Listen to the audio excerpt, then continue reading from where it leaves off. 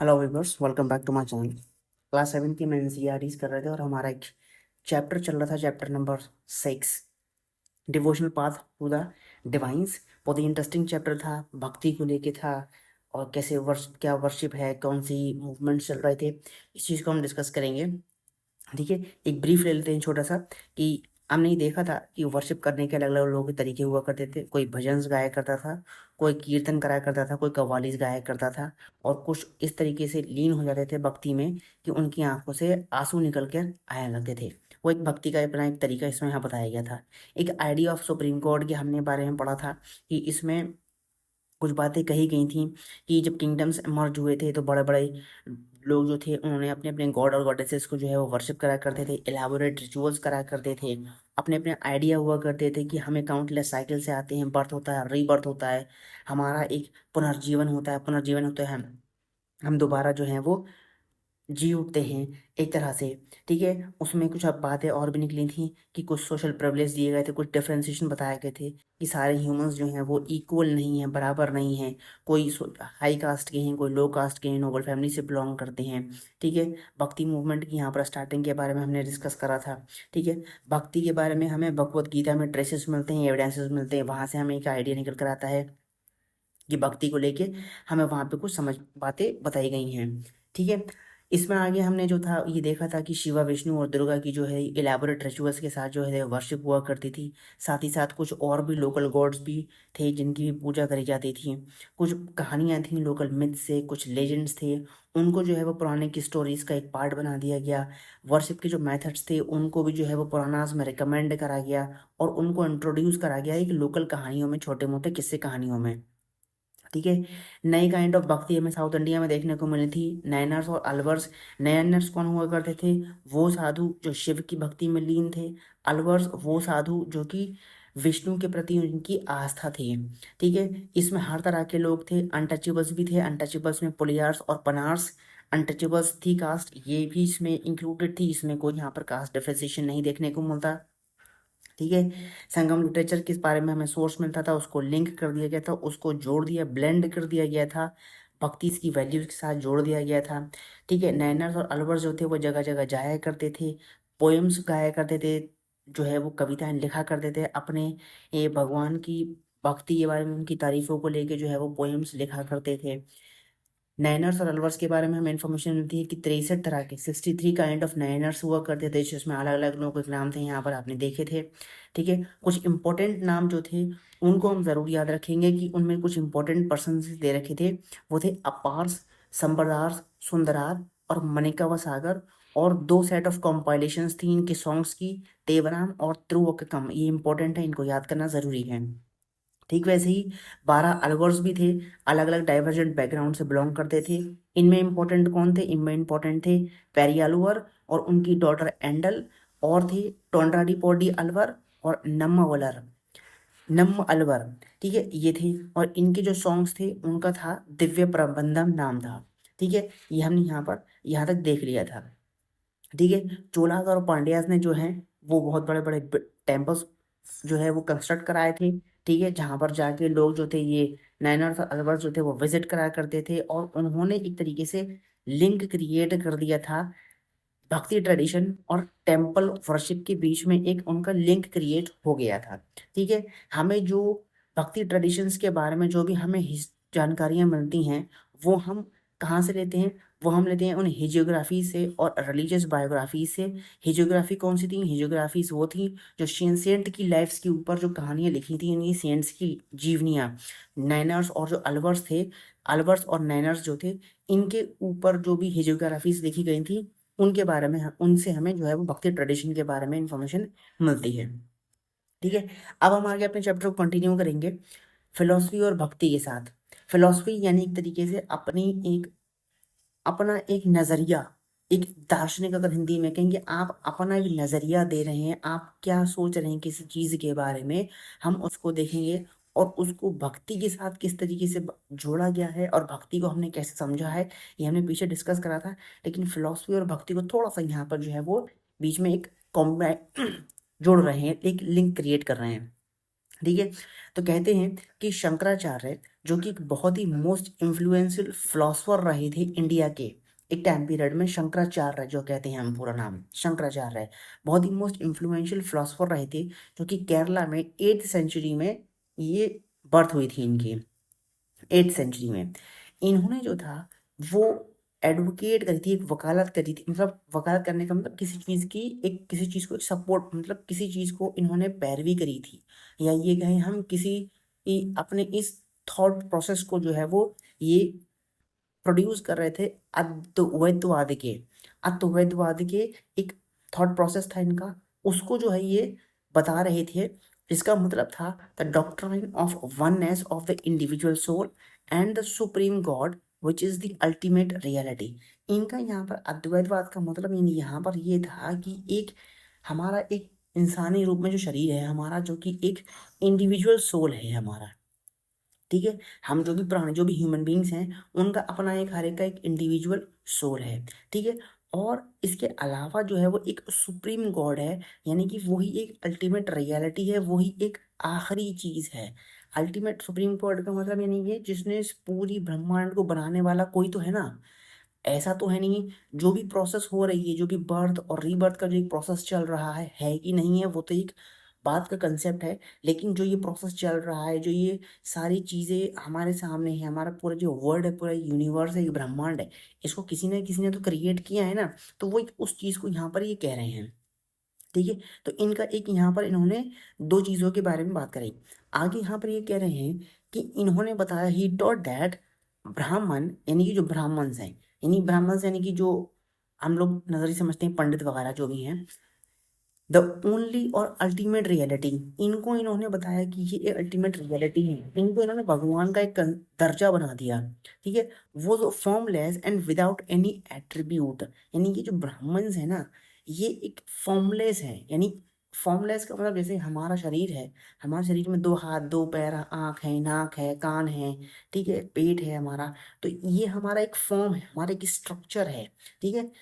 ये क्या कहते हैं, शंकराचार्य कहते हैं कि ब्राह्मण्स में ऐसा फॉर्मलेस नहीं है, उनके अंदर कोई भी ऐसी फॉर्मलेस नहीं है, यानी कि वो एक कोई भी एक फिजिकल स्ट्रक्चर नहीं रखते हैं, उनके अंदर किसी भी तरह का कोई कैरेक्टर नहीं है, कोई भी एट्रीब्यूट नहीं है, ठीक है। हम उसको डिफाइन कर सकें, जैसे कि, ठीक है, अगर हम किसी पर्सन को देखते हैं तो हम उसको डिफाइन करते हैं, भाई ये ऐसा था। जब स्केच आर्टिस्ट से आप एक स्केच बनवाएंगे तो आप उसको डिस्क्राइब करेंगे, भाई इसकी आंखें ऐसी थी, उसके बाल ऐसे थे, उसकी दाढ़ी छोटी थी, बड़ी थी, नाक कैसी थी, मोटी, लंबी, चौड़ी कैसी थी, तो हम उसको डिस्क्राइब करते हैं, तो वो हम एक कैरेक्टर को डिफाइन करते हैं। जबकि यहाँ पे कह रहे हैं कि ब्राह्मण्स जो है वो फॉर्मलेस है, उनका कोई फॉर्म नहीं है, आप उनको डिफाइन नहीं कर सकते, आप उनकी कैरेक्टरिस्टिक्स को जो है वो डिफाइन नहीं कर सकते, ठीक है। वो he considered the world around us to be an illusion और माया, यानी वो ये कह रहे हैं कि हमारे आसपास जो एक वर्ल्ड है वो एक इल्यूजन है, इल्यूजन है हमारे आसपास, एक मोह माया है, हम इस मोह माया की एक एक विश्व में, एक संसार में हम रह रहे हैं। और उन्होंने ये कहा कि आप जो है प्रीच करें, preach renunciation of the word and adoption of the path of knowledge to understand the true nature of the Brahmans and attain salvation। अब इन्होंने यहाँ पर क्या फोकस करा, इन्होंने तो बताया वर्ड को इल्यूजन है, वर्ड हमारा हमारा जो संसार है वो एक इल्यूजन है, एक काल्पनिक है, एक पूरी एक मोह माया है, ठीक है। और इन्होंने कहा कि हम इस चीज के प्रति ना भागें, इस संसार के प्रति ना भागें, बल्कि हम अडॉप्ट करें एक नॉलेज का पाथ, यानी हम ज्ञान को ज्यादा से ज्यादा, नॉलेज को हम ज्यादा से ज्यादा जो है वो अचीव करने की कोशिश करें, जिससे कि जो है वो हम इस ब्राह्मण के जो ट्रू नेचर है उसको हम समझ सके और एक मोक्ष की प्राप्ति हमें हो सके, ठीक है। काफी डेप्थ में इसको मैंने यहाँ पे समझाया है कि फिलॉसफी शंकराचार्य का क्या एक फिलॉसफी निकल कर आती है, ठीक है। अच्छा, एक दूसरे फिलोसफर की भी अब यहाँ पे हम बात कर लेते हैं, उनका नाम है रामानुजा, रामानुजाचार्य, ठीक है। ये तमिलनाडु में बॉर्न हुए थे, 11th सेंचुरी में बॉर्न हुए थे, और ये डीपली इन्फ्लुएंस थे अलवर्स के लिए, यानी कि ये एक अलवर्स का मतलब नहीं, वो सेंट जो कि लॉर्ड विष्णु के प्रति डिवोटेड है, नहीं, लॉर्ड विष्णु को जो है वो एक की भक्ति करती है, उनमें एक इनका एक अटूट श्रद्धा और विश्वास है। अब इनके मुताबिक यहाँ पर ये है कि इनका ये कह रहे हैं कि हम मोक्ष की प्राप्ति को तभी पा सकते हैं जब हमारा एक कंप्लीट डिवोशन रहेगा लॉर्ड विष्णु के प्रति। हम भगवान विष्णु के प्रति पूरी तरीके से अगर हम समर्पित हो जाते हैं तो हमें पक्के तौर पर जो है वो एक सेल्वेशन मिल जाएगा, हमें जो है वो मोक्ष की प्राप्ति हो जाएगी। ठीक है। विष्णु अपने ग्रेस में यानी अपने रहमो करम की वजह से, अपने रहमो करम से जो है वो डिवोटी की मदद करते हैं, एक भक्त की मदद करते हैं कि उनकी एक जो होता है एक यूनियन क्रिएट हो जाता है कि विष्णु और एक भक्त जो है वो आपस में जो है वो ज्वाइन कर जाते हैं। यानी अगर कोई बंदा लॉर्ड विष्णु के प्रति जो है वो अपनी एक पूरी एक श्रद्धा, पूरा एक डिवोशन दिखाता है, तो ऐसे टाइम में दिखाने पर एक डिवोशन होने के प्रति उसका एक लगाव हो जाएगा और वो एक भगवान विष्णु से जो है वो जुड़ जाएगा एक तरीके से। ठीक है। तो ये एक भक्ति दिखाई है कि अगर आप विष्णु के प्रति आप भक्ति दिखाते हैं तो आपका उनसे जो है वह एक यूनियन क्रिएट हो जाएगा, आपका उनसे जो है वह एक कनेक्शन हो जाएगा। इन्होंने जो थी वो डॉक्ट्राइन ऑफ विशिष्ट अद्वैत का एक कंसेप्ट दिया और qualified oneness in that soul even when united with the supreme god remain distinct.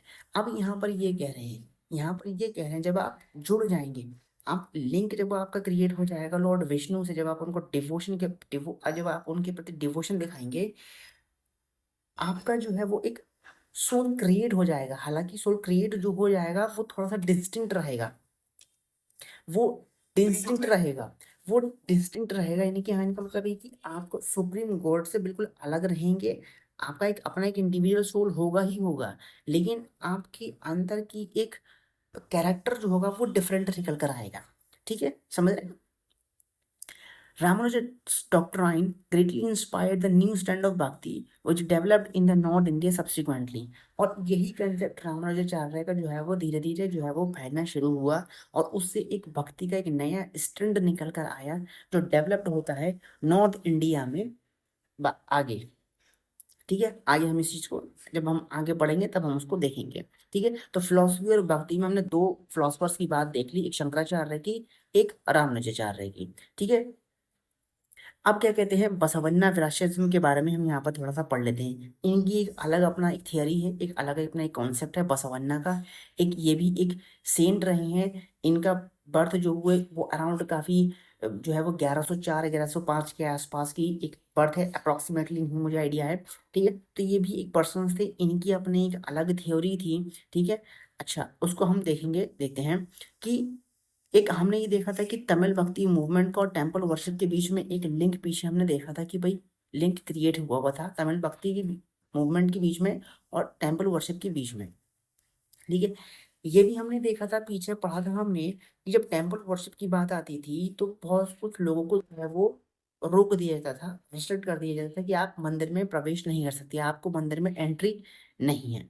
भक्ति मूवमेंट में भी क्या था, भक्ति मूवमेंट में हमने पीछे पढ़ा था कि भक्ति मूवमेंट में हम अपने चूजन गॉड्स के प्रति हमारा जो है वो आस्था और एक विश्वास होता है कि हम अपने, चाहे हम मेल हो फीमेल हो, चाहे हम किसी भी कास्ट से बिलोंग करते हो, हम अपने किसी भी भगवान को जो है चुन सकते हैं और उनके प्रति हम अपना एक पूरा एक डिवोशन दे सकते हैं। ठीक है, तो ये कंसेप्ट था। अब हम इसी को यहाँ पर लिंक करके कहते हैं कि जब इस तरीके की डिस्क्रिमिनेशन की बात निकल रही थी धीरे धीरे कि टेम्पल्स में प्रवेश नहीं था, भक्ति मूवमेंट को लेके कुछ चीजें थी।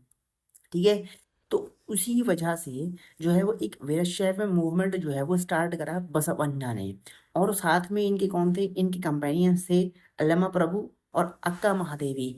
इन तीनों ने मिलके जो है वो एक वीरशैव मूवमेंट जो है वो स्टार्ट करा और उस मूवमेंट को स्टार्ट करा इन्होंने कर्नाटका में मिड 12th सेंचुरीज में ये मूवमेंट स्टार्ट हुआ बसवन्ना का, बसवन्ना वीरशैविज्म। ठीक है, वीरशैव्यास जो थे वो स्ट्रांगली आर्ग्यू करते थे कि सारे ह्यूमंस जो हैं वो इक्वल हैं। जो हमने पीछे देखा कि ब्राह्मण्स की एक अपनी एक आइडियोलॉजी थी, अलग थिंकिंग थी कि सारे ह्यूमंस इक्वल नहीं है, कोई नोबल कास्ट से बिलोंग करता है, कोई हाई कास्ट से बिलोंग करता है और उनको जो है वो सोशल प्रिविलेज मिलनी चाहिए। ठीक है, ये बात यहाँ पीछे हमने देखी थी। तो ये उसको क्रिटिसाइज करते थे कि वही कहते थे कि सारे इंसान जो है वो ह्यूमन बींग्स जो है वो इक्वल हैं। और क्या कहते थे, और ये ब्राह्मणिकल आइडियाज जो थे कास्ट के बारे में, जो ब्राह्मणिकल आइडियाज थे जिसको मैंने पीछे बताया था, ये उसके खिलाफ थे। और जो वुमेन्स के साथ जो भी ट्रीटमेंट हो रहे थे, अत्याचार हो रहे थे वुमेन्स के खिलाफ, ये उसके भी खिलाफ थे। ठीक है, ये अगेंस्ट थे ऑल फॉर्म ऑफ रिचुअल्स और आइडल वर्शिप के, यानी कि ये मूर्ति पूजा के भी खिलाफ थे। और जो रिचुअल्स परफॉर्म होते थे, हमने पीछे देखा था ना कि एलैबोरेट रिचुअल्स परफॉर्म हो रहे थे शिव, दुर्गा और विष्णु के। एलैबोरेट रिचुअल्स के जरिए से उनकी वर्शिप हुआ करती थी, ये उसके भी खिलाफ रहे थे कि इतने अनुष्ठान करने की कोई ज़रूरत नहीं है, मूर्ति पूजा करने की कोई ज़रूरत नहीं है। अगर आप भगवान को मानते हैं तो आप मन से मानिए भगवान को कि हाँ भगवान है, हम उसको पूज रहे हैं। तो ये मूर्ति पूजा कंसेप्ट उनके हिसाब से सही नहीं था। ठीक है, तो बसवन्ना की अपनी अलग ही एक थियरी थी। ठीक है, अच्छा, वृक्षवास के वचन क्या थे, वो क्या कहते थे इस चीज को लेके? वही कहते थे कि the rich will make temples for Shiva, what shell I a poor man do. यानी कि जो अमीर लोग हैं, जिनके पास धन संपत्ति है, वो तो बड़े बड़े टेम्पल्स बना लेंगे, जो हमने पीछे देखा कि चोलास और पांड्यास के टाइम पीरियड में बड़े बड़े एलाबोरेट टेम्पल्स जो है वो कंस्ट्रक्ट कराए गए थे। ठीक है, इनके आसपास जो है लोग सेटल हुए थे और एक इकोनॉमी रन हो रही थी। तो अमीर लोग तो पैसे ले खर्च करके टेम्पल्स बनवा लेंगे बड़े बड़े। एक गरीब आदमी नहीं, जैसे कि मैं, इनकी वैश्यवश में बस समझना, अपने आप को डिनोट करते हुए, अपने आप को बताते हुए कह रहे हैं कि मैं गरीब आदमी, मैं क्या करूंगा। ठीक है, मेरे जो है वो पैर एक पिलर है, मेरा जो बॉडी है वो एक श्राइन है, मेरा जो हेड है वो एक कपूला है गोल्ड का, यानी कि मुकुट टाइप का है सोने का। ठीक है, तो वो यहाँ पे एक याचना कर रहे हैं कि ओ भगवान, नदियों को मिलाने वाले सुनिए कि थिंग्स स्टैंडिंग शेल फॉल। जो चीजें स्टैंडिंग पोजीशन में है वो कभी ना कभी गिर सकती हैं, but the moving ever shall stay, यानी जो एक मूवमेंट में है वो ज्यादा टाइम तक रहेंगे, क्योंकि वो स्प्रेड हो जाएंगी एक जगह से जाके एक दूसरी जगह पर। तो वो यहाँ पर इन्होंने अपनी एक बात रखी है कि वही चीज को बता रहे हैं। ठीक है, what is the temple that Basavanna is offered to the God.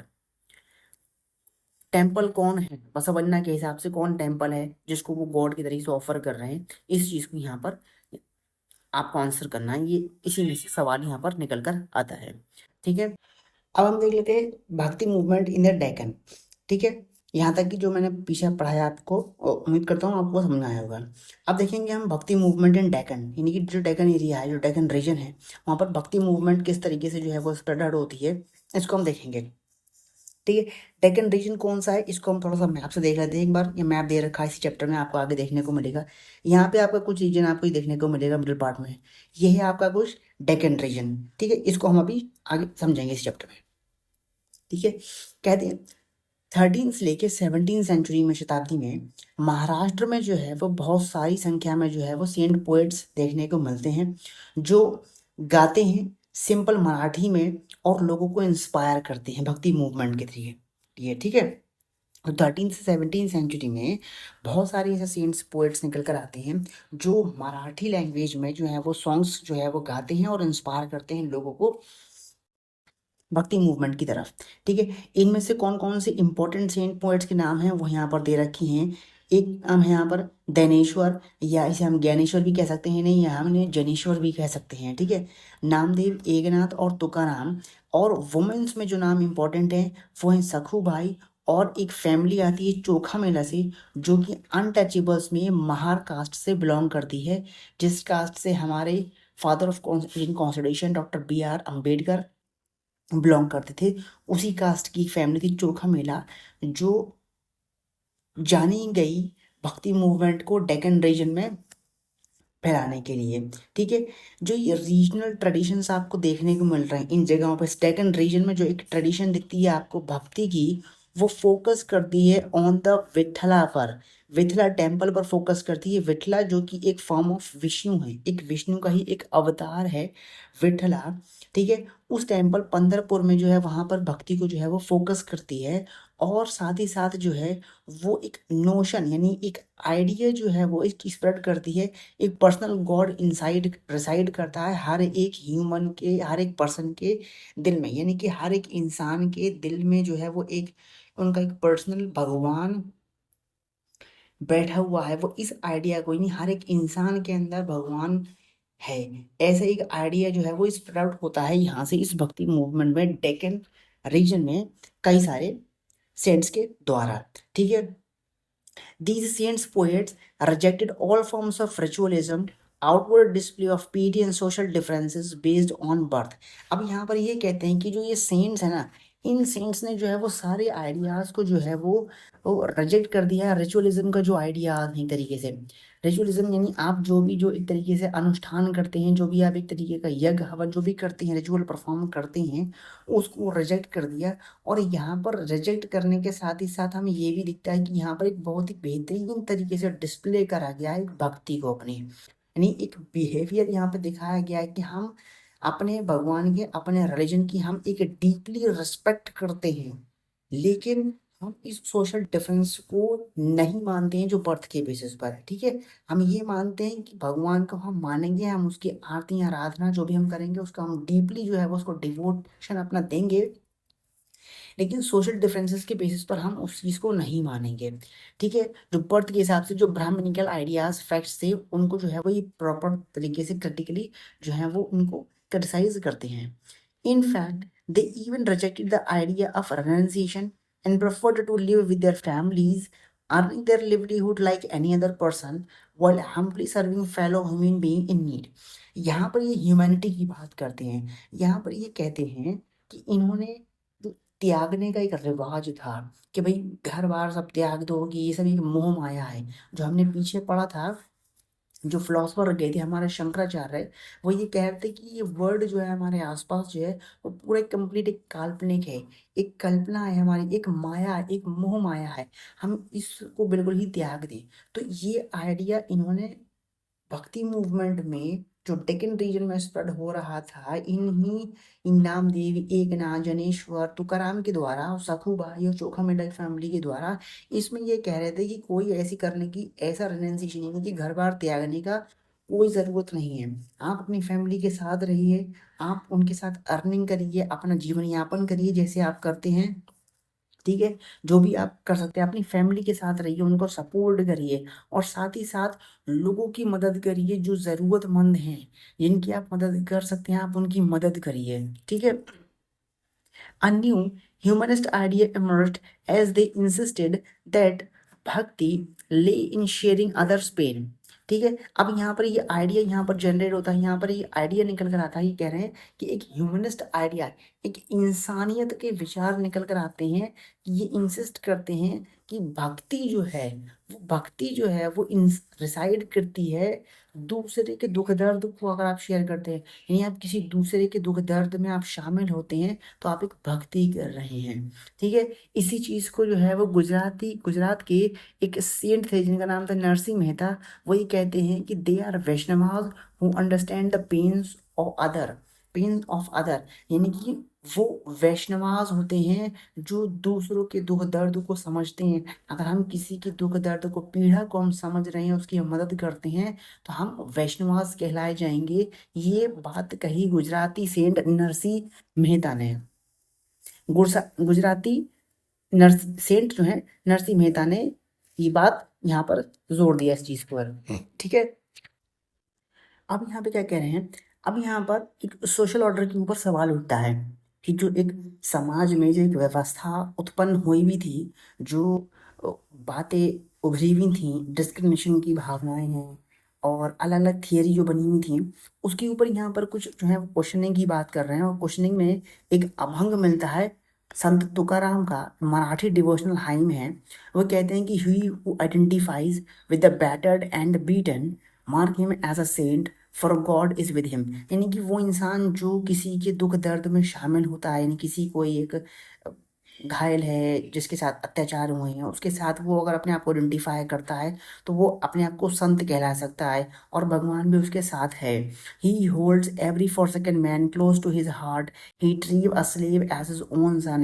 यानी ये उन लोगों के हाथ थामता है जो परेशानी में है, जो दुख में है। ठीक है, उनको संभालता है, उनकी पीड़ा को समझता है। जो स्लेव हैं, जो गुलाम हैं, उनको जो है वो अपने बेटों की तरह ट्रीट करता है, ये उसकी मदद करते हैं। तुकाराम कहते हैं कि I want to be tired, मैं थकूंगा नहीं, ऐसे काम को करते रहने में, इन लोगों की मदद करने में, जो परेशान हैं, दुख में हैं, चिंता में हैं, जो तकलीफ़ों में हैं, मैं उनका साथ देता रहूँगा और मैं थकूँगा नहीं। इस तरह के मैन को जो है वो एक इन पर्सन के तौर पर आप उसे गॉड कह सकते हैं कि भाई, कहते हैं ना कि जब कोई परेशानी में होता है और उसका कोई अगर साथ दे तो कहते हैं तुम तो मेरे लिए भगवान स्वरूप हो, मेरे तुमने मतलब भगवान की तरह आगे तुमने मेरी एक मदद कर दी। तो वो इस तरीके से इन्होंने यहाँ पर एक बात यहाँ पर कही गई है। ठीक है, ऐसा ही एक अभंग यहाँ पर कंपोज हुआ हुआ है चोखा मेला के सन के द्वारा, जो क्वेश्चन करते हैं सोशल ऑर्डर को। ये कहते हैं कि you made us low caste. वो भगवान से कहते हैं कि तुमने ही हमें जो है वो लो कास्ट की फैमिली में जो है वो हमें बर्थ दी, हमें पैदा किया। ठीक है, why don't you face that fact, क्यों तुम इस बात को जो है वो स्वीकारते नहीं, इस फैक्ट को, क्योंकि पैदा करने वाला वही है ना। कंट्रोल तो है नहीं ह्यूमंस का कि भाई वो किसी भी फैमिली में मतलब बर्थ में, मतलब किसी फैमिली में किस तरीके की बर्थ होगी, इस चीज़ पे कंट्रोल तो है नहीं। ये सारा काम तो गॉड के द्वारा ही है, भगवान के द्वारा ही है। तो इस फैक्ट को क्यों नहीं है भगवान एक्सेप्ट करते कि उसने हमें जो है वो इस लो कास्ट में पैदा किया है। ठीक है, our whole life left over food to eat, हमें अपनी पूरी जिंदगी जो है वो लोगों का बचा कुचा खाना खाना पड़ता है। इसके लिए भगवान को थोड़ी सी शर्म आनी चाहिए। थोड़ा सा ये भगवान को क्रिटिसाइज यहाँ पर करा जा रहा है। You have eaten our home, आपने भी हमारे घर में खाना खाया है, क्योंकि हर एक इंसान के रूप में एक भगवान, हर एक इंसान के अंदर एक भगवान है। तो खाया होगा लोगों ने, तो वो कहते हैं कि आपने भी हमारे घर में खाया है। इस बात को भी आप डिनाई नहीं कर सकते। तो चोखा मेला के जो सन है कर्म मेला, वो ये जो है वो सवाल पूछ रहे हैं कि हमें तुमने, भगवान ने ऐसी लाइफ हमें क्यों दी, भगवान तुमने हमें ऐसी लाइफ क्यों दी। ठीक है, तो यहाँ पर एक सोशल ऑर्डर को क्वेश्चन करा गया, सवाल करा गया है। ठीक है, ये सवाल करा गया है। अब यहाँ पर सवाल आता है डिस्कस द आइडियाज के बारे में। हम डिस्कस करें कि कौन से सोशल ऑर्डर्स को यहाँ पर इन कंपोजिशंस में जो है वो एक्सप्रेस करा गया है। तो और डिस्क्रिमिनेशन की भावना है, लोगों को जो है वो पीड़ा हो रही है, तकलीफ हो रही है, उस चीज़ को यहाँ पर जो है वो, उन आइडियाज़ को यहाँ पर जो है वो एक्सप्रेस करा गया है। ठीक है, अब हमारा जो अगला टॉपिक होगा वो होगा नाथपंथीज, सिद्धांत और यूगीज के बारे में, और इस्लाम और सूफीज़ के बारे में हम आगे स्टार्ट करेंगे। वीडियो को मैं यहीं पर रोकता हूँ। ठीक है, अगले वीडियो में हम जो है वो इन आगे के टॉपिक्स को जो है वो कंटिन्यू करते हैं। उम्मीद करता हूँ आपको ये कंसेप्ट जो है बताए हैं मैंने वो समझ में आए होंगे, बेहतरीन तरीके से समझ में आए होंगे। मैंने आसान लैंग्वेज में यहाँ पर एक्सप्लेन करा है। ठीक है, वीडियो अगर आपको पसंद आया हो तो लाइक एंड शेयर जरूर कीजिएगा, और चैनल को सब्सक्राइब जरूर कीजिएगा। मिलेंगे हम अपने थर्ड पार्ट के साथ, नाथपंथ, सिद्धांत योगी इन इस्लाम एंड सूफीज़्म में के जरूर आगे हम चैप्टर को कंटिन्यू करेंगे। Thank you and have a nice day.